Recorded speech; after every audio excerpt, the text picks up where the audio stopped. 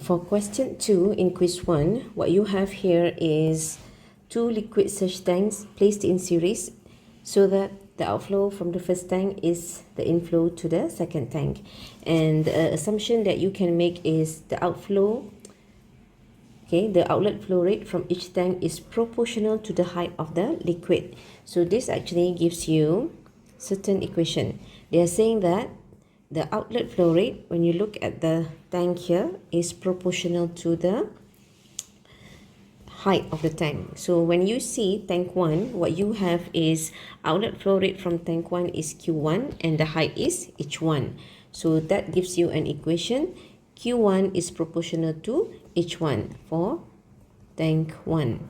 And then for tank 2, when you look at the figure, we will have outlet as Q2 and height as H2. So what we have is Q2 proportional to H2. Yeah. Okay. And then also we can assume two tanks have different cross-sectional area A1 and A2, and the valve resistance are R1 and R2. So for part A, what we need to do is that if your control objective is to determine the possibility of an overflow in each tank, okay, what would be the suitable linear differential equation to represent each tank? Okay, so you need to determine suitable differential equation to represent each tank, meaning you need to have to come out with two differential equations. Okay, so let's look at tank 1 first.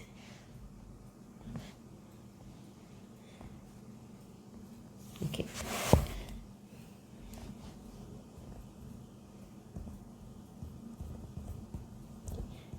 Okay.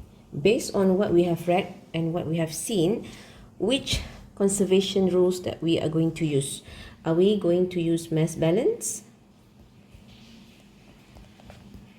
or component balance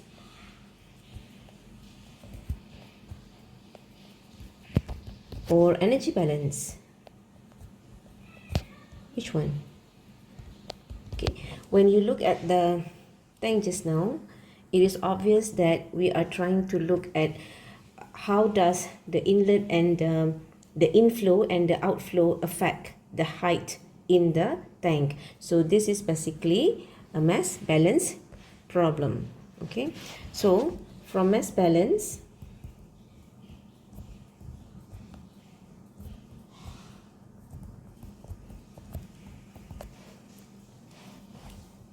we know that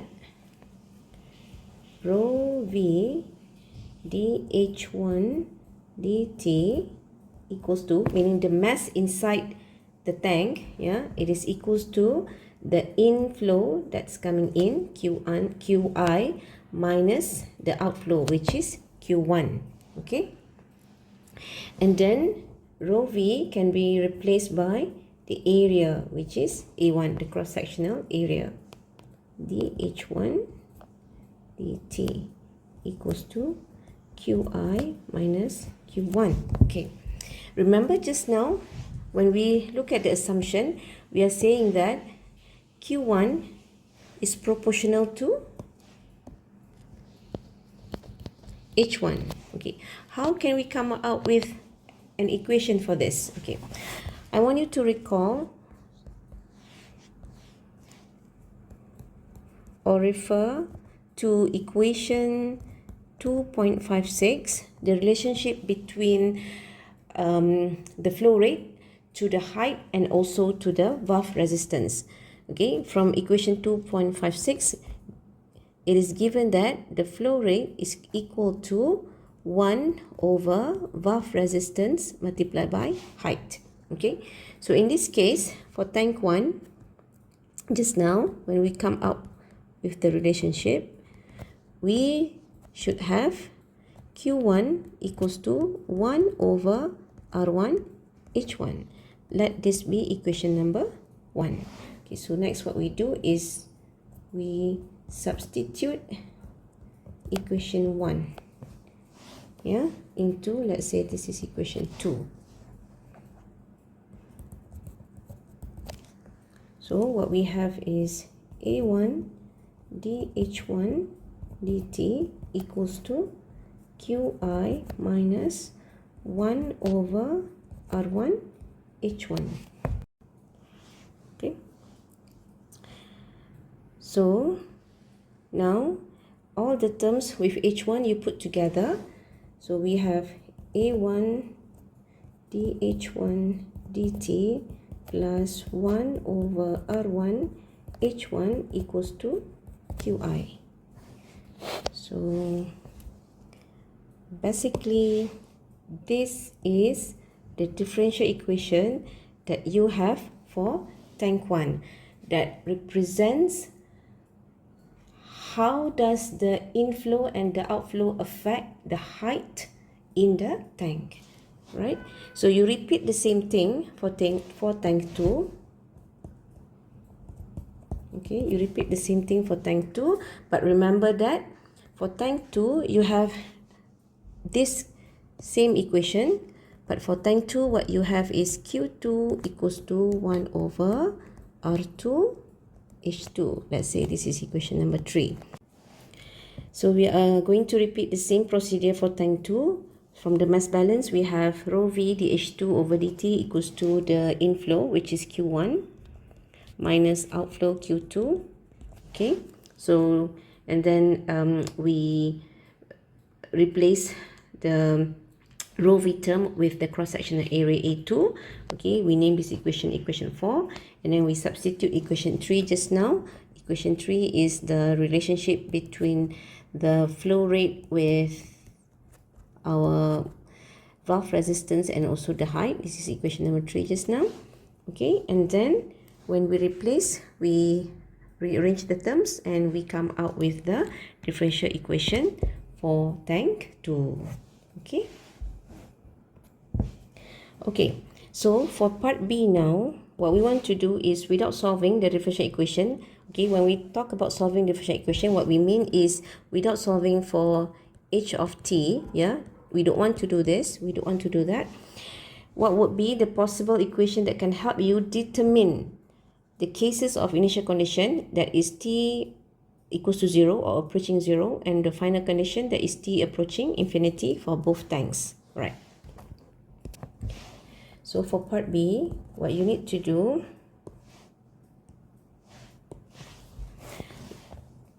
let's look for tank 1 first. Okay, for tank 1, okay, we need to first perform Laplace transform on the differential equation.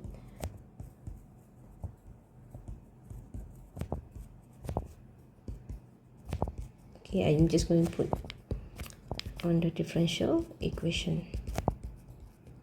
Okay, so you bring down your differential equation, okay, and you perform Laplace transform for tank 1. This is what we have for tank 1 just now. This is plus 1 over R1 H1.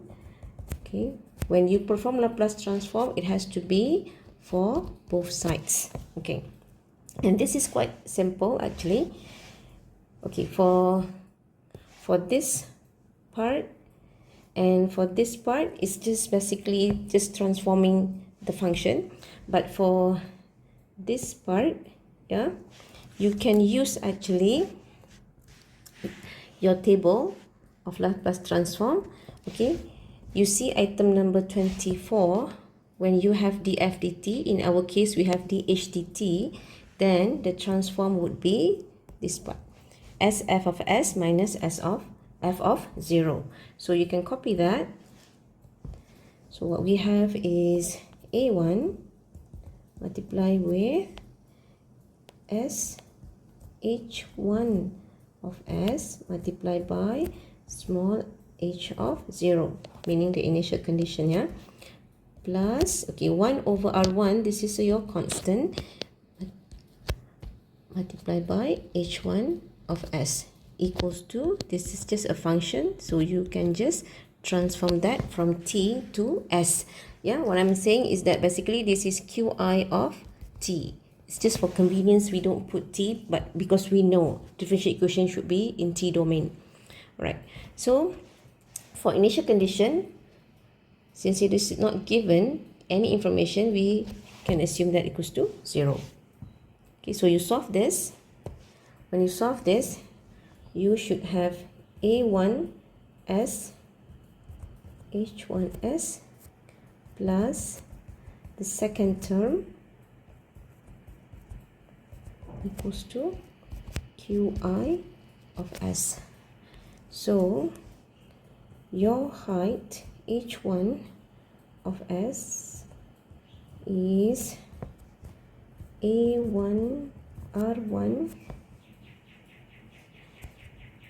S plus 1 over R1. I'm just simplifying the terms. So this one is Qi of S. Okay. Alright. So my equation for H1 is actually R1 over A1 R1 S plus 1. Yeah. This is Qi of S. Okay. Because remember, what we want to do now is find the initial condition and the final condition. In order to find, or in order to actually approximate, in this case we need to approximate because we don't actually have what kind of input we have, you know. What we can do is we can use the differential equation. So for initial condition,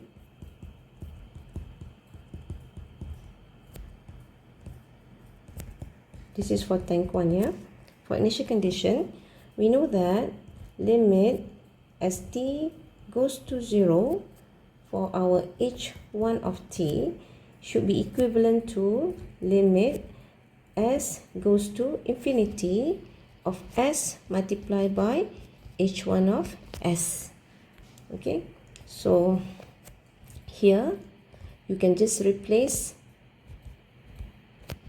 the information you have.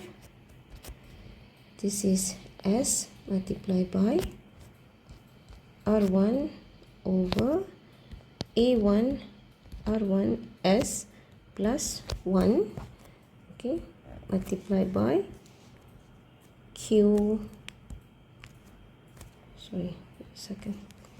multiplied by Qi, because this is our h of s. Okay, I did not solve because remember we need to approximate in this case, and also we don't know what kind of input that you have for Qi. Is it a step input, is it a ramp input, or is it a sinusoidal input? So we cannot actually put s equals to infinity directly for this s and for this s in this case. What we can come out with, okay, this is the equation that can represent the initial condition for case where we want to know as h1 t approaching 0. Okay, we are going to do the same thing for final condition for tank 1.